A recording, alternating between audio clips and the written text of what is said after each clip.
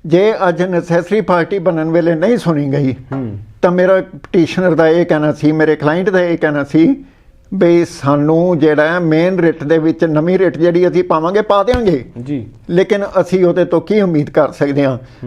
ਮੈਨੂੰ ਤਾਂ ਕਹਿੰਦਾ ਕੋਈ ਉਮੀਦ ਨਹੀਂ, ਮੈਨੂੰ ਇਹ ਵੀ ਉਮੀਦ ਹੈ ਵੀ ਇਸ ਕੇਸ ਦਾ ਹਸ਼ਰ ਕੀ ਹੋਣ ਵਾਲਾ ਉਹ ਸਭ ਦੇ ਸਾਹਮਣੇ ਹੈ। ਸਰ ਇਹ ਜਿਹੜਾ ਫੈਸਲਾ ਆਇਆ ਤੁਸੀਂ ਇਹਨੂੰ ਚੰਗੀ ਤਰ੍ਹਾਂ ਘੋਖਣ ਦੀ ਕੋਸ਼ਿਸ਼ ਕੀਤੀ ਹੈ। ਆਪਾਂ ਜਿਹੜੇ ਪੁਆਇੰਟ ਥੋੜੇ ਜਿਹੇ ਡਿਸਕਸ ਕੀਤੇ, ਕੁਝ ਚੀਜ਼ਾਂ ਦਾ ਜ਼ਿਕਰ ਆਪਾਂ ਕਰ ਚੁੱਕੇ ਹਾਂ ਇਸ ਵੇਲੇ ਵੀ ਕਿਸ ਤਰੀਕੇ ਦੇ ਫੈਸਲੇ ਦੇ ਵਿੱਚੋਂ ਕੀ ਨਜ਼ਰ ਕੀ ਆ ਰਿਹਾ ਸਿਆਸੀ ਤੌਰ ਤੇ। ਉਹ ਕਹਿੰਦੇ ਨੇ ਕਿ ਕੁੰਵਰ ਵਿਜੇ ਪ੍ਰਤਾਪ ਸਿਆਸੀ ਹੋ ਕੇ ਚੱਲਿਆ, ਪਰ ਹੁਣ ਇੱਥੇ ਜੋ ਤੁਸੀਂ ਕਹਿ ਰਹੇ ਹੋ, ਤੁਸੀਂ ਜਿਸ ਤਰੀਕੇ ਨਾਲ ਐਨਾਲਿਸਿਸ ਕਰਕੇ ਆਏ ਹੋ ਪੂਰੀ ਰਿਪੋਰਟ ਦਾ, ਇਹਦੇ ਵਿੱਚ ਤੁਸੀਂ ਸਾਫ਼ ਤੌਰ ਤੇ ਕਹਿ ਰਹੇ ਹੋ ਕਿ ਇਹ ਜਿਹੜਾ ਫੈਸਲਾ ਇਹੀ ਸਿਆਸੀ ਨਜ਼ਰ ਆ ਰਿਹਾ। ਇਹਦੇ ਵਿੱਚ ਇਸ ਫੈਸਲੇ ਦੇ ਵਿੱਚ ਹੋਰ ਕਿਹੜੀਆਂ ਚੀਜ਼ਾਂ ਜਾਂ ਕਿਹੜੀਆਂ ਪਰਤਾਂ ਤੁਸੀਂ ਜਿਨ੍ਹਾਂ ਨੂੰ ਬੇਸ ਬਣਾ ਕੇ ਗੱਲ ਕਹਿ ਸਕਦੇ ਹੋ, ਪੁਖਤਾ ਕਰ ਸਕਦੇ ਹੋ ਵੀ ਹਾਂ ਇਹ ਫੈਸਲਾ ਅਦਾਲਤੀ ਨਿਯਮਾਂ ਮੁਤਾਬਕ ਫੈਸਲਾ ਨਹੀਂ ਲਿਆ ਗਿਆ? ਦੇਖੋ ਪੇਜ 45 ਜਿਹੜਾ ਇਸ ਜਜਮੈਂਟ ਦਾ ਜੀ, ਉਹਦੇ ਉੱਤੇ ਇਹ ਗੱਲ ਸਾਫ਼ ਲਿਖੀ ਗਈ ਹੈ ਵੀ ਸੈਲਫ ਇੰਪੋਜ਼ਡ ਲਿਮਿਟੇਸ਼ਨਸ ਹੁੰਦੀਆਂ ਜੀ। Self imposed limitations is a unknown term in the legal dictionary and legal constitution. Reason ਇਹ ਜਿਹੜਾ ਹੈ ਇੱਕ ਆਪਣੇ ਆਪ ਦੇ ਉੱਤੇ ਅੰਕੁਸ਼ ਲਗਾਉਣਾ ਜੀ। ਕਿਵੇਂ ਲਗਾ ਸਕਦੇ ਹੋ ਤੁਸੀਂ? ਜਦੋਂ ਕਿ ਸੰਵਿਧਾਨ ਤੁਹਾਨੂੰ ਪੂਰੀ ਲਿਬਰਟੀ ਦੇ ਰਿਹਾ ਜੀ। ਆਰਟੀਕਲ 32 ਤੇ article 226 of constitution of India ਦੋ ਆਰਟੀਕਲ ਨੇ ਜਿਨ੍ਹਾਂ ਦੇ ਮੁਤਾਬਕ ਆਰਟੀਕਲ 32 ਵਿੱਚ ਅਸੀਂ ਡਾਇਰੈਕਟਲੀ ਸੁਪਰੀਮ ਕੋਰਟ ਵਿੱਚ ਜਾ ਸਕਦੇ ਹਾਂ ਜੀ। ਆਰਟੀਕਲ 226 ਵਿੱਚ ਅਸੀਂ ਡਾਇਰੈਕਟਲੀ ਹਾਈ ਕੋਰਟ ਜਾ ਸਕਦੇ ਹਾਂ ਜੀ। ਦੋਨਾਂ ਵਿੱਚ ਪਾਵਰ ਸੇਮ ਹੈ ਜੀ, ਲੇਕਿਨ ਉਹਦੇ ਵਿੱਚ ਵੀ ਡਿਸਟਿੰਕਸ਼ਨ ਕਰਕੇ ਕਾਲਾ ਮਾਲਾ ਕਰਕੇ ਐਸਾ ਕਨਫਿਊਜ਼ਨ ਕ੍ਰੀਏਟ ਕੀਤਾ ਗਿਆ ਵੀ ਲੋਕਾਂ ਨੂੰ ਪਤਾ ਹੀ ਨਹੀਂ ਲੱਗਦਾ ਵੀ ਅਸੀਂ ਸੁਪਰੀਮ ਕੋਰਟ ਜਾਂਦੇ ਹਾਂ, ਮੈਨੂੰ ਤਾਂ ਮਿਲਿਆ ਨਹੀਂ ਕੁਝ, ਉਹਨੂੰ ਮਿਲ ਗਿਆ ਸੀ। ਲੋਕ ਕਹਿੰਦੇ ਆ ਜੀ, ਉਹ ਕਹਿੰਦਾ ਸਰ ਤੁਹਾਨੂੰ ਹਾਈ ਕੋਰਟ ਤੋਂ ਵੀ ਨਹੀਂ ਮਿਲਿਆ, ਉਹਨੂੰ ਤਾਂ ਮਿਲ ਗਿਆ ਸੀ ਜੀ। ਇਹ ਜਿਹੜੀਆਂ ਦੋ ਵਿਚਾਰਧਾਰਾ ਨਾ, ਦੋ ਵਿਚਾਰਧਾਰਾ ਕਿਉਂ ਆਉਂਦੀਆਂ, ਕਿਸ ਵਜ੍ਹਾ ਕਰਕੇ ਆਉਂਦੀਆਂ, ਇਸੇ ਚੀਜ਼ ਨੂੰ ਮੁੱਖ ਰੱਖ ਕੇ ਜਸਟਿਸ ਹੰਸਾਰੀਆ ਨੇ 1995 ਵਿੱਚ ਕਿਹਾ ਸੀ ਕੰਪਲੀਟ ਜਸਟਿਸ ਹੋਣਾ ਚਾਹੀਦਾ। ਕੰਪਲੀਟ ਜਸਟਿਸ ਦਾ ਮਤਲਬ ਇਹ ਹੈ ਵੀ ਸੰਵਿਧਾਨਕ ਜਿਹੜਾ ਬਿੰਦੂ ਹੈ ਉਹਦੇ ਦੁਆਲੇ ਜਿੰਨਾ ਵੀ ਹੈ ਗਤੀਵਿਧੀ ਹੋਣੀ ਚਾਹੀਦੀ ਹੈ, ਕਿਸੇ ਵੀ ਤਰ੍ਹਾਂ ਦੀ ਜਿਹੜੀ ਹੈ ਕਿੰਤੂ ਪਰੰਤੂ ਇਫ ਬਟ ਨਹੀਂ ਹੋਣੀ ਚਾਹੀਦੀ। ਹੁਣ ਤੁਸੀਂ ਦੇਖੋ ਪਿੱਛੇ ਜਾ 4 ਦਿਨ ਪਹਿਲੇ ਦੀ ਗੱਲ ਹੈ ਜੀ, ਹਰੀਸ਼ ਐਨ ਸਾਲਵੇ ਜਿਹੜੇ ਕਿ NRI ਨੇ ਐਡਵੋਕੇਟ ਜੀ, ਉਹਨਾਂ ਨੂੰ ਚੀਫ ਜਸਟਿਸ ਆਫ ਇੰਡੀਆ ਜਿਹੜੇ ਨੇ ਆਪਣੇ ਐਮਿਕਸ ਕੁਰਾਈ ਅਪੁਆਇੰਟ ਕਰ ਰਹੇ ਨੇ ਕੁਝ ਕੇਸਾਂ ਵਿੱਚ। ਜੇ ਉਹਨਾਂ ਦੀ ਐਸੋਸੀਏਸ਼ਨ ਨੂੰ ਅਨਅਰਥਨ ਕੀਤਾ ਇੱਕ ਸੁਪਰੀਮ ਕੋਰਟ ਦੇ ਮਾਨਯੋਗ ਵਕੀਲ ਸਾਹਿਬ ਸੀਨੀਅਰ ਐਡਵੋਕੇਟ ਨੇ ਜੀ, ਜਿਨ੍ਹਾਂ ਨੇ ਇਹ ਕਿਹਾ ਕਿਉਂਕਿ ਉਹਨਾਂ ਨੇ ਆਪਣੀ ਦੋਸਤੀ ਨਿਭਾਈ ਹੈ ਸਕੂਲ ਟਾਈਮ ਦੇ, ਉਹ ਜਿਹੜੇ ਨੇ ਆਪਸ ਵਿੱਚ ਹਮਜੋਲੀ ਨੇ, ਜਿਹੜੇ ਕਲਾਸਮੇਟ ਨੇ, ਸਾਰਾ ਕੁਛ ਹੈ। ਜੇ ਇਸ ਤਰ੍ਹਾਂ ਦੀਆਂ ਗੱਲਾਂ ਮਾਨਯੋਗ chief justice of India Bobde ਸਾਹਿਬ ਜਿਹੜੇ 2 ਦਿਨ ਪਹਿਲੇ ਰਿਟਾਇਰ ਹੋਣ ਵਾਲੇ ਸੀ ਜਾਂ ਹੋ ਗਏ ਨੇ, 23 ਨੂੰ ਉਹਨਾਂ ਨੇ ਚਾਰਜ ਛੱਡਣਾ ਸੀ, 24 ਨੂੰ ਨਵੇਂ ਚੀਫ ਜਸਟਿਸ ਸਾਹਿਬ ਆ ਗਏ ਨੇ, ਉਹਨਾਂ ਬਾਰੇ ਹੋਈ ਹੈ ਇਹ ਗੱਲ। ਔਰ ਉਹਨਾਂ ਨੇ ਕਿਹਾ ਸੀਨੀਅਰ ਵਕੀਲ ਸਾਹਿਬ ਨੇ, ਮੈਂ ਇਸ ਨੂੰ ਕੰਟੈਂਪਟ ਨਹੀਂ ਮੰਨਦਾ, ਸੱਚ ਬੋਲਣਾ ਜਿਹੜਾ ਕੰਟੈਂਪਟ ਨਹੀਂ ਹੁੰਦਾ ਜੀ। ਇਹ ਗੱਲ ਕਿਉਂ ਆਈ, ਕਿਸ ਵਜ੍ਹਾ ਕਰਕੇ ਆਈ ਜੀ? ਔਰ ਹਰੀਸ਼ਨ ਸਾਲਵੇ ਸਾਹਿਬ ਨੂੰ ਦੇਸ਼ ਨਾਲ ਜ਼ਰੂਰ ਪਿਆਰ ਹੋ ਸਕਦਾ, ਲੇਕਿਨ ਉਹ NRI ਦਾ ਸਟੇਟਸ ਨੇ ਕਿ ਸਾਡੇ ਦੇਸ਼ ਦੇ ਵਿੱਚ ਇੰਨੇ ਅੱਛੇ ਵਕੀਲ ਨੇ, ਉਹਨਾਂ ਨੂੰ ਬੋਬਡੇ ਸਾਹਿਬ ਨਜ਼ਰ ਨਹੀਂ ਆਏ ਜਾਂ ਬੋਬਡੇ ਸਾਹਿਬ ਨੂੰ ਉਹ ਨਜ਼ਰ ਨਹੀਂ ਆਏ।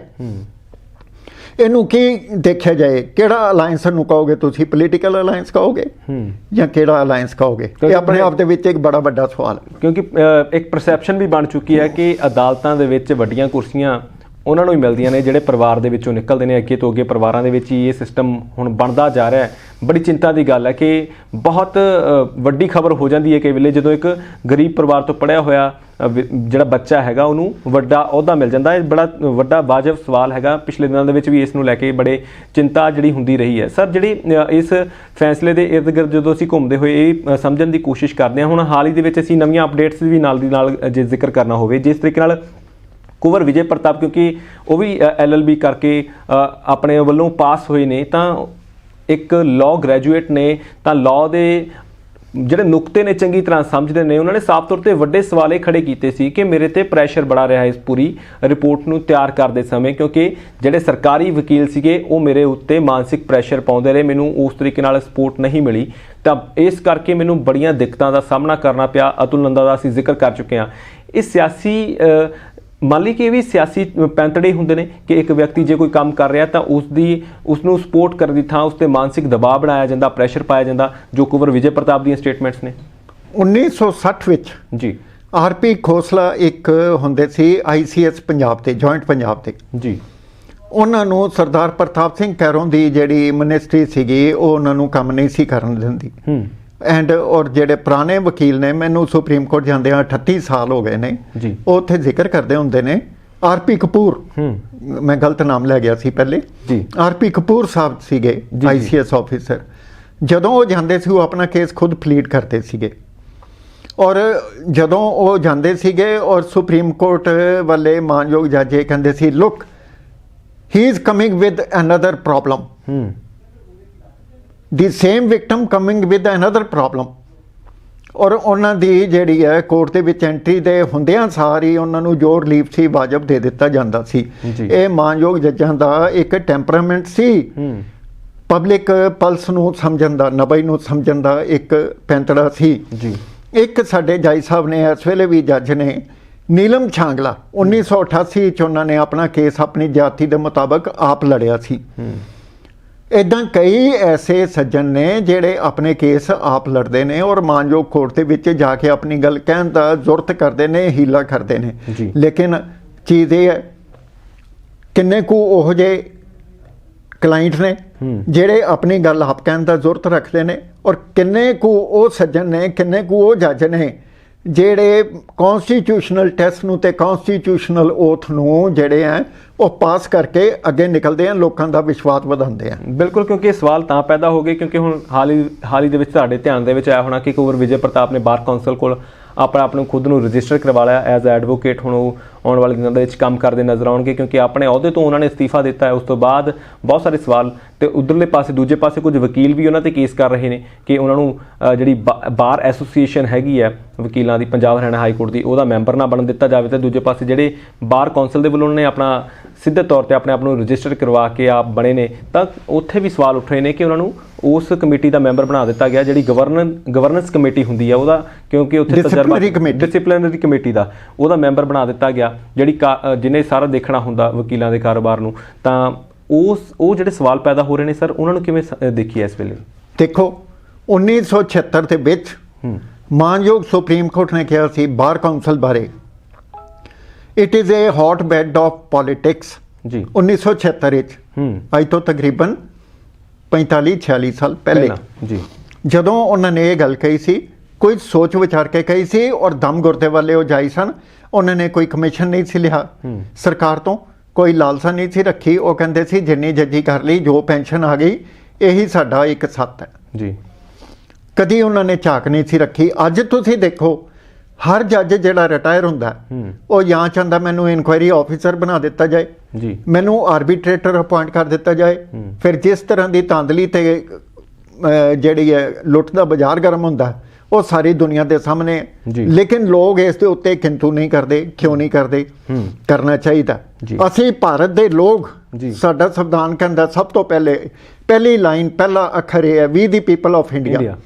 ਜੇ ਉਹ ਇਹ ਗੱਲ ਕਹਿੰਦਾ ਹੈ ਤੇ ਫਿਰ ਅਸੀਂ ਜੇ ਆਪਣੀ ਗੱਲ ਇਹ ਸਿਸਟਮ ਨੂੰ ਜਾਂ ਇਹਨਾਂ ਸਿਸਟਮ ਦੇ ਜਿਹੜੇ ਇਨਸਟਰੂਮੈਂਟੈਲਿਟੀਜ਼ ਨੇ ਉਹਨਾਂ ਨੂੰ ਨਹੀਂ ਦੱਸਾਂਗੇ, ਨਹੀਂ ਸੁਣਾਵਾਂਗੇ, ਉਹਨਾਂ ਦੀਆਂ ਅੱਖਾਂ ਨਹੀਂ ਖੋਲਾਂਗੇ ਤੇ ਫਿਰ ਕੌਣ ਖੋਲੇਗਾ? ਇਹ ਆਪਣੇ ਆਪ ਦੇ ਵਿੱਚ ਇੱਕ ਬੜਾ ਵੱਡਾ ਸਵਾਲ ਹੈ ਸਰ। ਇਹ ਜਿਹੜੀ ਰਿਪੋਰਟ ਦੇ ਕਿਉਂਕਿ ਜਿਹੜੀਆਂ ਪਿਛਲੇ ਦਿਨਾਂ ਦੇ ਵਿੱਚ ਵੱਖ-ਵੱਖ ਸਿਟਸ ਬਣੀਆਂ ਨੇ, ਉਸ ਤੋਂ ਬਾਅਦ ਵੱਖ-ਵੱਖ ਕਮਿਸ਼ਨ ਬਣੇ ਨੇ, ਤੁਹਾਡੇ ਜ਼ਿਹਨ ਤੋਂ ਸਮਝਣ ਦੀ ਕੋਸ਼ਿਸ਼ ਕਰੀਏ ਇਹਨਾਂ ਨੂੰ। ਇਹ ਤੁਹਾਨੂੰ ਲੱਗਦਾ ਕਿ ਇਹ ਵੀ ਸਮਾਂ ਟਪਾਉਣ ਦੇ ਲਈ ਬਣਦੇ ਰਹੇ?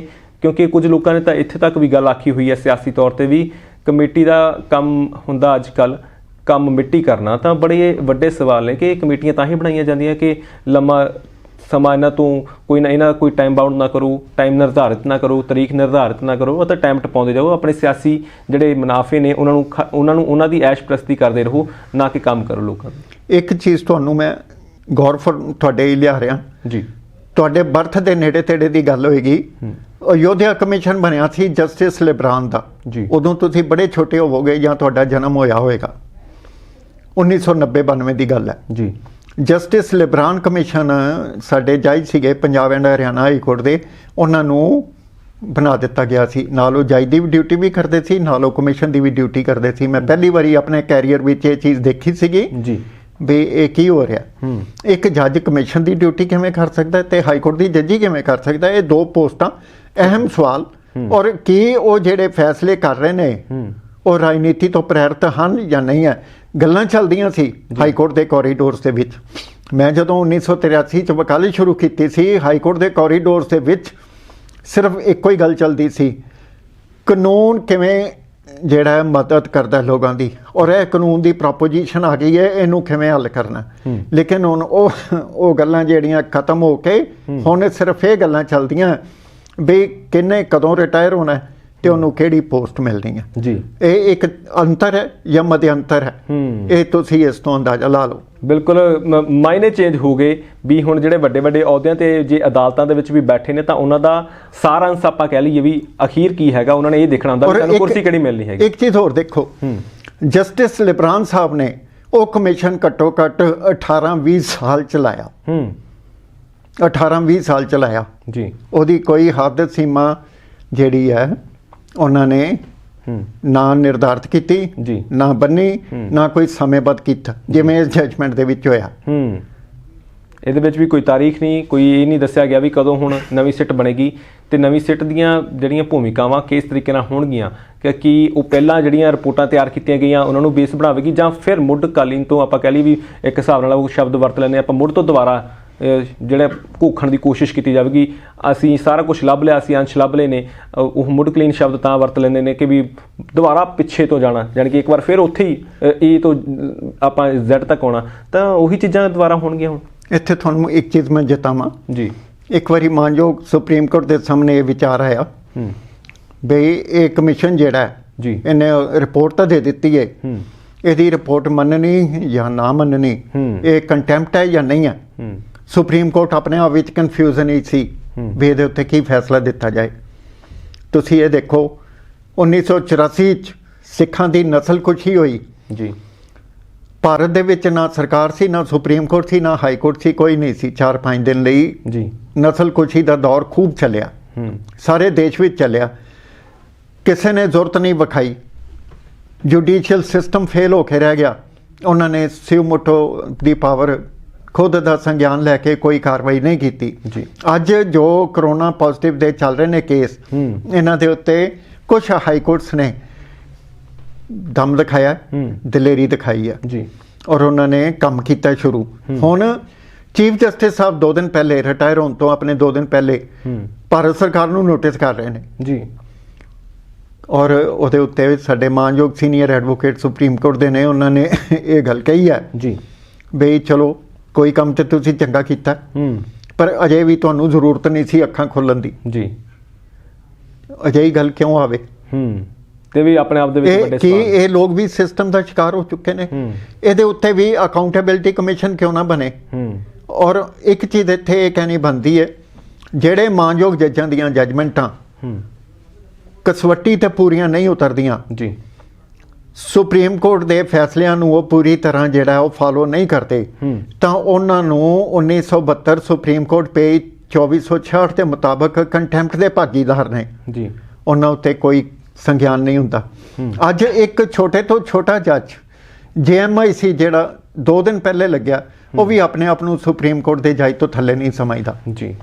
ਇੰਨਾ ਨਿਗਾਰ ਕਿਉਂ ਆ ਗਿਆ ਸਿਸਟਮ ਦੇ ਵਿੱਚ? ਇਸ ਨੂੰ ਕੌਣ ਜਿਹੜਾ ਬਿੱਲੀ ਦੇ ਗਲ ਵਿੱਚ ਘੰਟੀ ਬੰਨੇਗਾ? ਹੂ ਵਿਲ ਬੈਲ ਦੀ ਕੈਟ ਜੀ, ਉਹੀ ਸਵਾਲ ਪੈਦਾ ਹੋ ਗਿਆ, ਦੁਬਾਰਾ ਸਵਾਲ ਪੈਦਾ ਹੋ ਗਿਆ ਸਰ। ਜੇ ਹੁਣ ਕਿਉਂਕਿ ਰਿਪੋਰਟ 99 ਪੇਜਾਂ ਦੀ ਹੈਗੀ, ਅਸੀਂ ਮੋਟੇ-ਮੋਟੇ ਜਿਹੜੇ ਵਿੱਚ ਇਹਦੇ ਕਿਉਂਕਿ ਪੁਆਇੰਟਸ ਹੈਗੇ ਨੇ ਉਹਨਾਂ ਦਾ ਜ਼ਿਕਰ ਕਰ ਲਿਆ। ਹੁਣ ਜੇ ਇਹਨੂੰ ਅਸੀਂ ਪੂਰੇ ਕਹਿੰਦੇ ਨਹੀਂ ਹੁੰਦੇ ਕਿ ਕੁਝ 'ਚ ਸਮੁੰਦਰ ਆਪਾਂ ਪਾਉਣ ਦੀ ਕੋਸ਼ਿਸ਼ ਕਰਨੀ ਹੋਵੇ, ਤਾਂ ਅਖੀਰ ਤੇ ਤੁਹਾਨੂੰ ਇਹ ਸਾਰਾ ਫੈਸਲਾ ਜੇ ਅਸੀਂ ਕੁਝ ਸ਼ਬਦਾਂ ਦੇ ਵਿੱਚ ਬਿਆਨ ਕਰਨਾ ਹੋਵੇ ਤਾਂ ਉਹ ਕਿਸ ਤਰੀਕੇ ਨਾਲ ਕਰ ਸਕਦੇ ਹੋ ਤੁਸੀਂ ਇਸ ਵਕਤ? ਇਹ ਫੈਸਲਾ ਜਿਹੜਾ ਹਾਈ ਕੋਰਟ ਦੇ ਵਿੱਚੋਂ ਹੋਇਆ ਜੀ, ਔਰ ਇਹਦੀ LPA ਜਾਣੀ ਚਾਹੀਦੀ ਹੈ, ਬਣਦੀ ਹੈ। ਪੰਜਾਬ ਸਰਕਾਰ ਸੋਚ ਰਹੀ ਹੈ ਮੈਂ ਸੁਪਰੀਮ ਕੋਰਟ ਜਾਵਾਂ, ਔਰ ਅਟਲ ਨੰਦਾ ਜੀ ਨੂੰ ਇਹ ਨਹੀਂ ਪਤਾ ਜਿਹਦੀ LPA ਨਹੀਂ ਹੋਣੀ ਸੀ ਉਹਦੀ LPA ਕਰ ਦਿੱਤੀ, ਜਿਹਦੀ LPA ਹੋਣੀ ਹੈ ਉਹਦੀ SLP ਦੀ ਸੋਚ ਰਹੀ ਹੈ ਪੰਜਾਬ ਸਰਕਾਰ। ਇਹ ਕਿਹੋ ਜਿਹਾ ਜਿਹੜਾ ਖਿਲਵਾੜ ਕਰ ਰਹੀ ਹੈ ਪੰਜਾਬ ਸਰਕਾਰ ਪੰਜਾਬ ਦੇ ਲੋਕਾਂ ਨਾਲ? ਆਪਣੇ ਆਪ ਦੇ ਵਿੱਚ ਇੱਕ ਬੜਾ ਵੱਡਾ ਸਵਾਲ ਹੈ। ਜਦੋਂ ਕਮਿਸ਼ਨ ਦੀਆਂ ਰਿਪੋਰਟਾਂ ਆ ਗਈਆਂ 2 ਜੀ, ਔਰ ਇਹਨਾਂ ਪਹਿਲੇ ਤਾਂ ਕਮਿਸ਼ਨ ਬਣਾਉਣ ਦੀ ਜ਼ਰੂਰਤ ਨਹੀਂ ਸੀ। ਜੇ ਰਿਪੋਰਟਾਂ ਆ ਗਈਆਂ ਇਹਨਾਂ ਨੂੰ ਇੰਪਲੀਮੈਂਟ ਕਰਕੇ ਦਿਖਾਉਂਦੇ। ਜਦੋਂ 1984 ਦੀ ਨਸਲਕੁਸ਼ੀ ਹੋਈ ਹੈ, ਜੀ 17 ਕਮਿਸ਼ਨ ਤੇ ਕਮੇਟੀਆਂ ਦੀਆਂ ਰਿਪੋਰਟਾਂ ਆਈਆਂ, ਉਹ ਕਿਉਂ ਨਹੀਂ ਇੰਪਲੀਮੈਂਟ ਹੋਈਆਂ ਅਜੇ ਤੱਕ? ਜੀ ਇਹ ਜਦੋਂ ਤੋਂ 1947 ਤੋਂ ਲੱਗ ਕੇ ਅੱਜ ਤੱਕ ਕਮਿਸ਼ਨ ਆਫ ਇਨਕੁਆਇਰੀ ਬਣੇ ਨੇ, ਇਹਨਾਂ ਕਮਿਸ਼ਨਾਂ ਨੇ ਦੇਸ਼ ਦਾ ਕਾਨ ਕੀਤਾ। ਇਹਨਾਂ ਨੇ ਜਿਨ੍ਹਾਂ ਨੇ ਕਾਨ ਕੀਤਾ ਉਹਨਾਂ ਦੀ ਅਕਾਊਂਟੇਬਿਲਟੀ ਕਿੰਨੇ ਮੰਗਣੀ ਹੈ? ਇਹ ਇੱਕ ਆਪਣੇ ਆਪ ਦੇ ਵਿੱਚ ਸਵਾਲ ਹੈ, ਖੜਾ ਹੈ ਔਰ ਰਹੇਗਾ ਜਿੰਨੀ ਦੇਰ ਤੱਕ ਇਹ ਹੱਲ ਨਹੀਂ ਹੁੰਦਾ। ਕਿਉਂਕਿ ਮੈਨੂੰ ਲੱਗਦਾ ਕਿ ਇਹਨਾਂ ਕਮਿਸ਼ਨਾਂ ਦਾ ਮਿਸ਼ਨ ਸ਼ਾਇਦ ਕੁਝ ਹੋਰ ਹੁੰਦਾ, ਇਨਸਾਫ ਦਿਵਾਉਣਾ ਨਹੀਂ ਹੁੰਦਾ। ਇਹ ਵੱਡੇ ਸਵਾਲ ਨੇ ਕਿ ਇਹ ਕਮਿਸ਼ਨ ਜਿਹੜੇ ਨੇ ਇਹ ਕਿਸੇ ਮਿਸ਼ਨ ਦੇ ਨਾਲ ਬਣਾਏ ਜਾਂਦੇ ਨੇ, ਨਾ ਕਿ ਲੋਕਾਂ ਨੂੰ ਇਨਸਾਫ ਦੇਣ ਦੇ ਲਈ।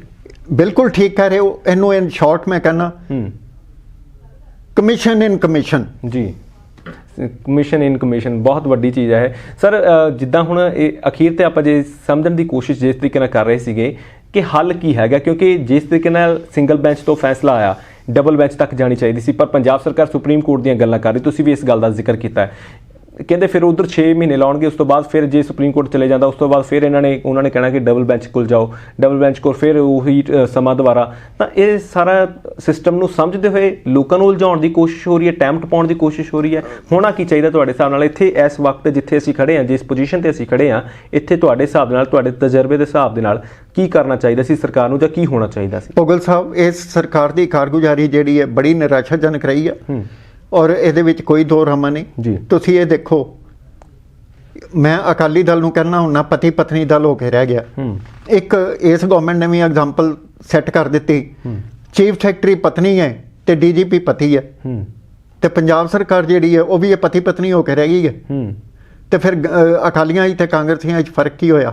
ਇਹ ਆਪਣੇ ਆਪ ਦੇ ਵਿੱਚ ਇੱਕ ਸਵਾਲ ਪੈਦਾ ਹੁੰਦਾ ਲੋਕਾਂ ਦੇ ਵਿੱਚ। ਲੋਕ ਪੁੱਛਦੇ ਨੇ ਜੀ ਦੱਸੋ ਸਾਨੂੰ ਇਹ ਕੀ ਚੀਜ਼ ਹੈ? ਅਸੀਂ ਕਹਿੰਦੇ ਹਾਂ ਜੀ ਅਸੀਂ ਇਸ ਦੀ ਜਵਾਬਦੇਹੀ ਨਹੀਂ ਕਰ ਸਕਦੇ, ਕਿਉਂਕਿ ਇਸ ਦੀ ਜਵਾਬਦੇਹੀ ਜਿਹੜੀ ਹੈ ਸਾਡੀ ਮਾਨਯੋਗ ਪੰਜਾਬ ਸਰਕਾਰ ਹੀ ਕਰ ਸਕਦੀ ਹੈ ਔਰ ਦੇ ਸਕਦੀ ਹੈ। ਤੁਹਾਡੇ ਕੋਲ ਵੋਟ ਦਾ ਸਮਾਂ, ਤੁਸੀਂ ਇਹਨਾਂ ਨੂੰ ਵੋਟ ਦੇਣ ਵੇਲੇ ਪੁੱਛ ਸਕਦੇ ਹੋ ਵੀ ਤੁਸੀਂ ਕੀ ਕੀਤਾ ਔਰ ਕਿਵੇਂ ਦਾ ਕੰਮ ਕੀਤਾ, ਪੰਜਾਬ ਦੇ ਲੋਕਾਂ ਲਈ ਕੀ ਕੀਤਾ, ਕਿੰਨਾ ਕੁ ਖਿਲਵਾੜ ਕੀਤਾ। ਇਸ ਚੀਜ਼ ਦੀ ਜਵਾਬਦੇਹੀ ਤੁਸੀਂ ਤੈਅ ਕਰ ਸਕਦੇ ਹੋ, ਅਸੀਂ ਨਹੀਂ। ਸਰ ਅਖੀਰ ਤੇ ਜਾਂਦੇ ਜਾਂਦੇ ਮੈਨੂੰ ਉਹ ਗੱਲ ਯਾਦ ਆ ਗਈ ਕਿ ਤੁਸੀਂ ਬਾਦਲ ਪਰਿਵਾਰ ਦਾ ਜ਼ਿਕਰ ਕੀਤਾ, ਤਾਂ ਇਸ ਫੈਸਲੇ ਦੇ ਵਿੱਚ ਵੀ ਕਿਤੇ ਨਾ ਕਿਤੇ ਇਹ ਚੀਜ਼ਾਂ ਸਿੱਧੇ ਤੌਰ ਤੇ ਲਿਖੀਆਂ ਗਈਆਂ ਕਿ ਸਬੂਤ ਨਹੀਂ ਪੇਸ਼ ਕਰ ਸਕੇ ਕੁੰਵਰ ਵਿਜੇ ਪ੍ਰਤਾਪ, ਕਿ ਪ੍ਰਕਾਸ਼ ਸਿੰਘ ਬਾਦਲ ਜਾਂ ਸੁਖਬੀਰ ਸਿੰਘ ਬਾਦਲ ਦੇ ਵੱਲੋਂ ਉਸ ਵੇਲੇ ਜਿਹੜੀਆਂ ਗੱਲਾਂ ਹੋਈਆਂ, ਰਾਤ ਨੂੰ ਡੀਜੀਪੀ ਦੇ ਨਾਲ ਗੱਲਬਾਤ ਹੁੰਦੀ ਹੈ ਤਾਂ ਇਹ ਆਧਾਰ ਨਹੀਂ ਹੈਗਾ ਕੋਈ ਵੀ ਕਿ ਕੋਈ ਕਿਸੇ ਨੇ ਗੁਨਾਹ ਕੀਤਾ ਹੋਵੇ। ਤਾਂ ਜਿਹੜੀਆਂ ਇਹ ਗੱਲਾਂ ਬਾਦਲ ਪਰਿਵਾਰ ਦੇ ਬਾਰੇ, ਹਾਲਾਂਕਿ ਸਿੱਧੇ ਤੌਰ ਤੇ ਨਵਜੋਤ ਸਿੰਘ ਸਿੱਧੂ ਵੀ ਇਸ ਵੇਲੇ ਮੌਕੇ ਤੇ ਅਸੀਂ ਜੇ ਗੱਲ ਕਰੀਏ ਤਾਂ ਲਗਾਤਾਰ ਟਵੀਟ ਕਰ ਰਹੇ ਨੇ ਕਿ ਬਾਦਲ ਪਰਿਵਾਰ ਨਹੀਂ ਜ਼ਿੰਮੇਵਾਰ ਤਾਂ ਹੋਰ ਕੌਣ ਜ਼ਿੰਮੇਵਾਰ ਆ, ਕਿਉਂਕਿ ਸੱਤਾ ਉਸ ਵੇਲੇ ਪਾਵਰ ਉਹਨਾਂ ਦੇ ਹੱਥ ਸੀ, ਹੁਕਮ ਉਹਨਾਂ ਦੇ ਹੱਥ ਸੀਗੇ। ਤਾਂ ਇਸ ਫੈਸਲੇ ਦੇ ਵਿੱਚ ਜਿਹੜਾ ਜ਼ਿਕਰ ਹੋਇਆ ਇਹਨੂੰ ਕਿਵੇਂ ਦੇਖੀਏ? ਤੁਸੀਂ ਦੇਖੋ 1984 ਦੇ ਵਿੱਚ ਜਦੋਂ ਆਪਰੇਸ਼ਨ ਬਲੂ ਸਟਾਰ ਹੋਇਆ ਸੀ, ਉਦੋਂ ਬਰਾੜ ਸਾਹਿਬ ਡਿਪਟੀ ਕਮਿਸ਼ਨਰ ਸੀ ਅੰਮ੍ਰਿਤਸਰ ਦੇ ਜੀ। ਉਹਨਾਂ ਨੇ ਸਿਗਨੇਚਰ ਕਰਨ ਤੋਂ ਨਾ ਕਰ ਦਿੱਤੀ ਸੀ ਵੀ ਮੈਂ ਪੁਲਿਸ ਨੂੰ, ਮੈਂ ਆਰਮੀ ਨੂੰ ਐਂਟਰ ਨਹੀਂ ਕਰਨ ਦੇਣਾ ਨਾ ਸਿਟੀ ਦੇ ਵਿੱਚ ਤੇ ਨਾ ਦਰਬਾਰ ਸਾਹਿਬ ਕੰਪਲੈਕਸ ਦੇ ਵਿੱਚ। ਉਹਨਾਂ ਨੂੰ ਹਟਾ ਕੇ ਰਾਤੋਂ ਰਾਤ ਬਿਹਾਰ ਕੇਡਰ ਦਾ ਜਿਹੜਾ IAS ਆਫੀਸਰ ਸੀ, ਆਪਣਾ ਉਹਨਾਂ ਦਾ ਨਾਮ ਸੀਗਾ ਮੇਰੇ ਧਿਆਨ ਵਿੱਚ ਆ ਰਿਹਾ, ਮਿਸਿਸ ਬਾਦਲ ਦਾ ਉਹ ਕਜ਼ਨ ਬ੍ਰਦਰ ਸੀਗਾ ਰਮੇਸ਼ ਇੰਦਰ ਸਿੰਘ, ਜੇ ਮੈਂ ਭੁੱਲਦਾ ਨਹੀਂ ਤੇ ਜੀ, ਉਹਨਾਂ ਨੂੰ ਬੁਲਾਇਆ ਗਿਆ ਔਰ ਉਹਨਾਂ ਤੋਂ ਆਉਂਦਿਆਂ ਸਾਰ ਸਭ ਤੋਂ ਪਹਿਲਾਂ ਆਰਡਰ ਇਹ ਦਸਤਖਤ ਕਰਾਇਆ ਗਿਆ ਔਰ ਆਪਰੇਸ਼ਨ ਬਲੂ ਸਟਾਰ ਹੋਇਆ। ਮੈਂ ਨਹੀਂ ਕਹਿੰਦਾ, ਲੋਕ ਕਹਿੰਦੇ ਨੇ, ਸੋਸ਼ਲ ਮੀਡੀਆ ਕਹਿੰਦਾ, ਜਿਹੜੇ ਪੁਰਾਣੇ ਬਜ਼ੁਰਗ ਨੇ ਉਸ ਵੇਲੇ ਦੇ ਉਹ ਇਹ ਗੱਲਾਂ ਕਹਿੰਦੇ ਨੇ। ਸਾਨੂੰ ਉਦੋਂ ਇਹਨਾਂ ਚੀਜ਼ਾਂ ਦੀ ਸਮਝ ਨਹੀਂ ਸੀ, ਅੱਜ ਸਮਝ ਹੈ। ਔਰ ਕਿਉਂ ਹੈ? ਇਹ ਜਿਹੜਾ ਸਮਝ ਇੱਕ ਸੀਨਾ ਬਸੀਨਾ ਜਦੋਂ ਗੱਲ ਚੱਲਦੀ ਹੈ ਉਹ ਇਤਿਹਾਸ ਬਣਦੀ ਹੈ ਤੇ ਇਹ ਸਰਕਾਰਾਂ ਦੀ ਜਵਾਬਦੇਹੀ ਪੈਦਾ ਕਰਦੀ ਹੈ। ਸੁਨਹਿਰੇ ਇਤਿਹਾਸ ਕਦੋਂ ਲਿਖੇ ਜਾਂਦੇ ਨੇ? ਇੱਕੋ ਵੀ ਸੁਨਹਿਰਾ ਇਤਿਹਾਸ ਸੀ ਜਦੋਂ ਮਹਾਰਾਜਾ ਰਣਜੀਤ ਸਿੰਘ ਦਾ 50 ਸਾਲ ਦਾ ਰਾਜ ਸੀ, ਜਿਹਦੇ ਵਿੱਚ ਸ਼ਾਹ ਮੁਹੰਮਦ ਨੇ ਕਿਹਾ, ਉਹ ਕਹਿੰਦਾ ਰਾਜੀ ਵਸਦੇ ਹਿੰਦੂ ਮੁਸਲਮਾਨ ਦੋਏ, ਸਿਰ ਦੋਹਾਂ ਦੇ ਉੱਤੇ ਵਫਾਤ ਆਈ, ਸ਼ਾਹ ਮੁਹੰਮਦਾ ਵਿੱਚ ਪੰਜਾਬ ਦੇ ਜੀ ਕਦੀ ਨਹੀਂ ਸੀ ਤੀਜੀ ਜਾਤ ਆਈ। ਉਹਨੇ ਇਸ ਗੱਲ ਦਾ ਵਿਵਰਣ ਸਿੱਖ ਰਾਜ ਦਾ ਇਸ ਤਰ੍ਹਾਂ ਕੀਤਾ। ਉਸ ਦੇ ਰਾਜ ਵਿੱਚ ਫਕੀਰ ਅਜ਼ੀਜ਼ੁਦੀਨ ਵਿਦੇਸ਼ ਮੰਤਰੀ, ਉਹਨਾਂ ਦੇ ਰਾਜ ਵਿੱਚ ਜਨਰਲ ਹਰੀ ਸਿੰਘ ਨਲੂਆ, ਜਿਹਦਾ ਅੱਜ ਵੀ ਨਾਂ ਲੈ ਕੇ ਪਠਾਨੀਆਂ ਜਿਹੜੀਆਂ ਕਹਿੰਦੀਆਂ ਸੌਂ ਜਾ ਨਹੀਂ ਤੇ ਨਲੂਆ ਆ ਜਾਊਗਾ। ਅਫਗਾਨਿਸਤਾਨ ਦੇ ਬਾਰਡਰਾਂ ਦੇ ਵਿੱਚ ਇਹ ਗੱਲ ਕਹੀ ਜਾਂਦੀ ਹੈ, ਅੱਜ ਵੀ ਉਹਦਾ ਸਿੱਕਾ ਤੂਤੀ ਬੋਲਦੀ ਹੈ ਇੰਨੇ 100 ਸਾਲਾਂ ਦੇ ਬਾਅਦ। ਦੀਵਾਨ ਮੋਹਕਮ ਚੰਦ ਹਿੰਦੂ ਸੀਗੇ, ਜਿਹੜੇ ਉਹਨਾਂ ਦੇ ਇੱਕ ਵਿਸ਼ੇਸ਼ ਅਹਿਲਕਾਰ ਸਨ, ਜੀ ਇਹ ਇੱਕ ਪੰਜਾਬੀਆਂ ਦੀ ਸਰਕਾਰ ਸੀ ਕਿ ਸਾਡੀ ਕਿਸੇ ਸਰਕਾਰ ਨੇ 1947 ਤੋਂ ਲੱਗ ਕੇ ਅੱਜ ਤੱਕ ਇਹ ਗੱਲ ਦੇਣ ਦੀ ਯਤਨ ਕੀਤੀ ਹੈ। ਮਹਾਰਾਜਾ ਰਣਜੀਤ ਸਿੰਘ ਦੀ ਗੱਲ ਇਤਿਹਾਸ ਦੌਰਾਨ ਦੀ ਗੱਲ ਕੀਤੀ ਹੈ, ਜ਼ਰੂਰਤ ਕੀਤੀ ਹੈ। ਜੇ ਇਹ ਦੇਖਿਆ ਜਾਏ ਤਾਂ ਇਹ ਪੰਜਾਬ ਦੇ ਲੋਕ ਵੀ ਜਵਾਬ ਦੇਣਗੇ। ਬਿਲਕੁਲ, ਦਾਅਵੇ ਤਾਂ ਬਹੁਤ ਹੁੰਦੇ ਨੇ ਸਰ। ਬਹੁਤ ਬਹੁਤ ਧੰਨਵਾਦ, ਤੁਸੀਂ तमाम ਮਸਲੇ ਤੇ ਬੜੇ ਵਿਸਥਾਰ ਦੇ ਨਾਲ ਚਰਚਾ ਕਰਨ ਦੀ ਕੋਸ਼ਿਸ਼ ਕੀਤੀ ਹੈ। ਅਸੀਂ ਵੀ ਕੋਸ਼ਿਸ਼ ਕਰਦੇ ਹੁੰਦੇ ਹਾਂ ਆਪਣੇ ਦਰਸ਼ਕਾਂ ਤੱਕ ਇਹੋ ਜਿਹੇ ਜਿਹੜੇ ਦੋਸਤ ਮਿੱਤਰ ਸੱਜਣ ਜਾਂ ਤਜਰਬੇਕਾਰ ਜਿਹੜੇ ਸਾਡੇ ਸੀਨੀਅਰ ਲੋਕ ਨੇ, ਜਿਹੜੇ ਪੂਰੀ ਜਾਣਕਾਰੀ ਰੱਖਦੇ ਨੇ, ਅਸੀਂ ਆਪਣੇ ਮਾਧਿਅਮ ਦੇ ਰਾਹੀਂ ਤੁਹਾਡੇ ਮੁਖਾਤਬ ਕਰਨ ਦੀ ਕੋਸ਼ਿਸ਼ ਕਰਦੇ ਹੁੰਦੇ ਹਾਂ, ਕਿਉਂਕਿ ਸਰ ਉਹਨਾਂ ਦਾ ਤਜਰਬਾ ਆਪਣੇ ਮੂੰਹੋਂ ਬੋਲਦਾ ਕਿ ਕਿਸ ਤਰੀਕੇ ਨਾਲ ਉਹਨਾਂ ਨੇ ਦੱਸਿਆ ਕਿ ਕਿਹੜੇ ਕੇਸ ਕਿੰਨੇ ਸਮੇਂ ਪਹਿਲਾਂ ਹੋਏ ਸੀ, ਜਿਹੜੇ ਜਿਨ੍ਹਾਂ ਦੀ ਉਦਾਹਰਨ ਦੇ ਕੇ ਉਹਨਾਂ ਨੇ ਤੁਹਾਨੂੰ ਸਮਝਾਉਣ ਦੀ ਕੋਸ਼ਿਸ਼ ਕੀਤੀ ਹੈ ਕਿ ਹੁਕਮਾਂ ਤੋਂ ਬਿਨਾਂ, ਸਰਕਾਰੀ ਹੁਕਮਾਂ ਤੋਂ ਬਿਨਾਂ ਪੱਤਾ ਨਹੀਂ ਹਿਲਦਾ, ਤਾਂ ਇੱਥੇ ਗੋਲੀ ਕਿਵੇਂ ਚੱਲ ਗਈ। ਇਸ ਦਾ ਜਵਾਬ ਜਿਹੜਾ ਆ ਉਹ ਸਰਕਾਰਾਂ ਨੂੰ ਵੀ ਪਤਾ ਹੈਗਾ, ਜਿਹੜੇ ਲੋਕ ਇਸ ਵੇਲੇ ਵੱਡੀਆਂ ਕੁਰਸੀਆਂ ਤੇ ਬੈਠੇ ਨੇ ਉਹਨਾਂ ਨੂੰ ਵੀ ਪਤਾ ਹੈਗਾ, ਪਰ ਐਕਸ਼ਨ ਕਿਉਂ ਨਹੀਂ ਹੋ ਰਿਹਾ, ਕਾਰਵਾਈ ਕਿਉਂ ਨਹੀਂ ਹੋ ਰਹੀ। ਸਵਾਲ ਇਹੀ ਬਣਦਾ ਕਿ ਕੀ ਸਾਡਾ ਸਿਸਟਮ ਇਸ ਵੇਲੇ ਕੰਪਰੋਮਾਈਜ਼ ਕਰ ਚੁੱਕਾ ਹੈ। ਤੇ ਬੜੇ ਵਿਸਥਾਰ ਦੇ ਨਾਲ ਤੁਹਾਨੂੰ ਐਡਵੋਕੇਟ ਸਾਹਿਬ ਨੇ ਹਰ ਇੱਕ ਗੱਲ ਦਾ, ਹਰ ਇੱਕ ਨੁਕਤੇ ਦਾ ਜ਼ਿਕਰ ਕਰਕੇ ਦੱਸਿਆ ਵੀ ਕਿੱਥੇ ਨੁਕਤੇ ਜਿਹੜੇ ਗਲਤ ਪੇਸ਼ ਕੀਤੇ ਜਾ ਰਹੇ ਨੇ, ਕਿੱਥੇ ਅਣਗਹਿਲੀ ਵਰਤੀ ਜਾ ਰਹੀ ਹੈ ਤੇ ਸਰਕਾਰਾਂ ਦੀ ਭੂਮਿਕਾ ਕਿਸ ਤਰੀਕੇ ਨਾਲ ਇਸ ਵੇਲੇ ਸਵਾਲਾਂ ਦੇ ਕਟਹਿਰੇ ਦੇ ਵਿੱਚ ਖੜੀ ਹੈ। ਫੈਸਲਾ ਲੋਕਾਂ ਨੇ ਕਰਨਾ, ਕਿਉਂਕਿ ਆਖਰ ਦੇ ਵਿੱਚ ਹੱਥ ਜਿਹੜੀ ਪਾਵਰ ਹੁੰਦੀ ਹੈ ਲੋਕਾਂ ਦੇ ਹੱਥ ਦੇ ਵਿੱਚ ਆਉਂਦੀ ਹੈ, ਤਾਂ ਉਸ ਨੇ ਵੀ ਫੈਸਲਾ ਕਰਨਾ ਹੁੰਦਾ ਕਿ ਅਸੀਂ ਆਪਣੇ ਨੁਮਾਇੰਦੇ ਕਿਹੋ ਜਿਹੇ ਚੁਣਨੇ, ਕਿਉਂਕਿ ਜਵਾਬਦਾਰੀ ਇਸ ਵੇਲੇ ਨੁਮਾਇੰਦਿਆਂ ਦੀ ਵੀ ਉਨੀ ਹੀ ਬਣਦੀ ਹੈ ਜਿੰਨੀ ਆਮ ਲੋਕਾਂ ਦੀ, ਜਿੰਨੀ ਸਾਡੀਆਂ ਸਰਕਾਰਾਂ ਦੀ। ਤੁਸੀਂ ਇਸ ਬਾਰੇ ਕੀ ਸੋਚਦੇ ਹੋ? ਆਪਣੇ ਕੀਮਤੀ ਸੁਝਾਅ ਸਾਡੇ ਨਾਲ ਜ਼ਰੂਰ ਸਾਂਝੇ ਕਰਿਓ। ਇਸ ਵਕਤ ਫਿਲਹਾਲ ਤੁਹਾਡੇ ਤੋਂ ਆਗੇ ਲੈਂਦੇ ਹਾਂ। ਬਹੁਤ ਬਹੁਤ ਧੰਨਵਾਦ।